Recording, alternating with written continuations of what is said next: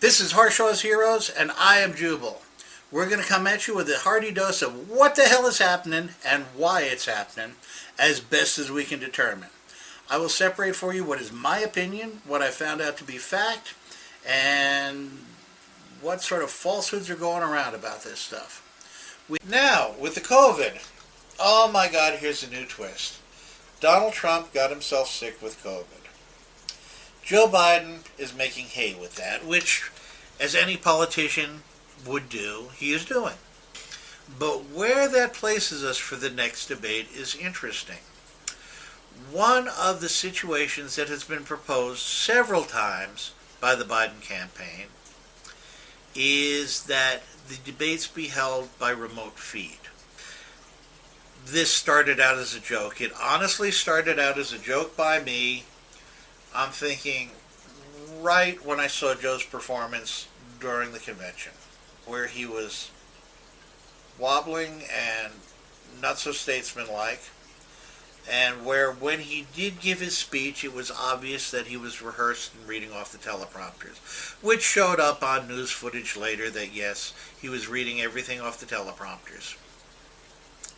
Now, you can go teleprompters, you can go bug in the ear, you can do whatever you want, but if the person is standing live on the stage with the other candidate and the moderator live on the stage, at least you know that whatever staging it is, you will be able to gauge the candidate's temperament, judgment, and ability to deal with adversity from the other side.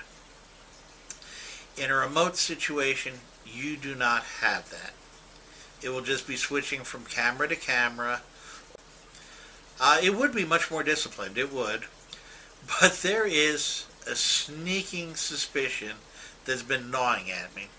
And has been gnawing at me since the start of the Democratic convention, when it became very apparent that unless Joe Biden has a teleprompter, he's not really good at these open-ended questions or at addressing issues. You can claim senility, you can claim he's just a little scatterbrained, but anyone who has seen his debates in the past would know that he is not up to par with how he used to do debates.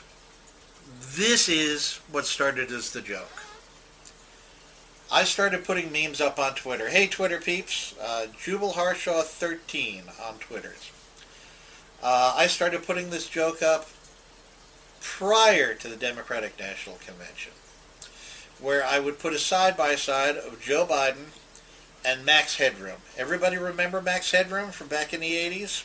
The computer-generated image that would be entertaining and sharp, and, well, he stuttered, but still, he was entertaining, sharp, funny, the whole thing. I started putting that up as, well, they could CGI Joe Biden, and they could put him on as Max Headroom. It was funny. It was a joke. Then I started looking into the possibility of this. It's not conspiracy theory. I am not promoting this as an idea. I'm just saying that once I looked into this idea, it is a possible idea that might be used. If anybody out there is a Star Wars fanatic and has seen Rogue One, that is me and my family. Sorry, it happens. We all got to have our vices. If you saw it, you noted that a fairly large role was given to Peter Cushing, who has been dead for 20 some odd years. The character of Peter Cushing was created as a CGI. He looked very lifelike, and in many circles it was thought he would get an Academy Award for his performance as the CGI Governor Tarkin, who didn't really exist. Now, I'm not going to get into the details of how this was done. It was done with live actor modeling, putting a face on, doing the whole thing, but it was Industrial Lights and Magic doing it, and it was a very convincing character. Once I started looking at this and seeing the prep time that the Biden campaign or the Trump campaign would have prior to the debate, It is entirely possible for a CGI image to take the place of a candidate.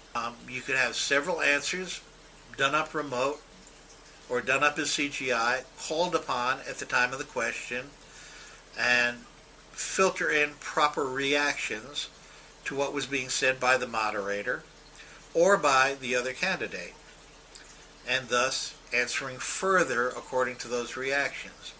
It wouldn't be a simple program. It would be complicated, it would be interactive, and it would be tricky to a certain degree, but it's well within the realm of possibility.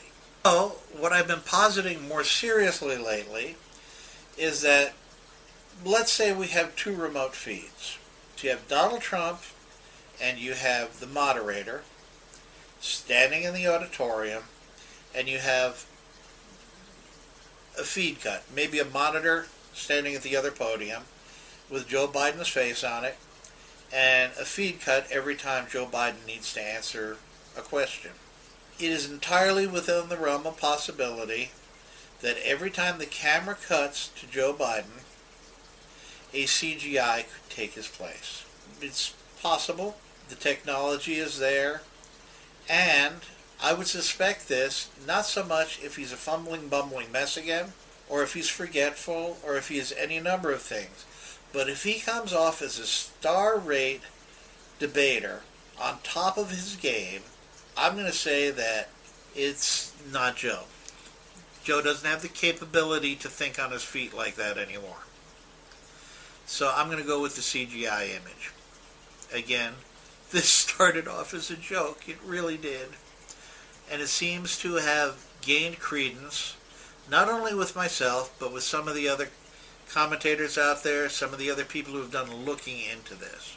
This will, if it happens, totally corrupt the debate process, and we can just do away with it. In the meantime, Twitter people, hello! Jubal Harshaw, JUBALHARSHAW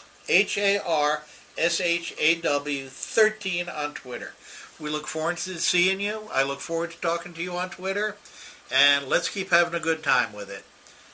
We get to be real entertaining there. If you have watched this video and it's of use to you, if you're informed by it, entertained by it, or just want to rip me a new one, please use the comments column.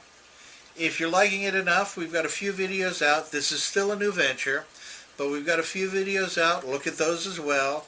Do likes where appropriate, subscribe if appropriate for you, and keep coming back. We also take suggestions on improvements we can do to this video, and also on subject matter that we should be covering from this particular point of view. Have a good time with it. Freedom for all and liberty for every individual person. We're out of here.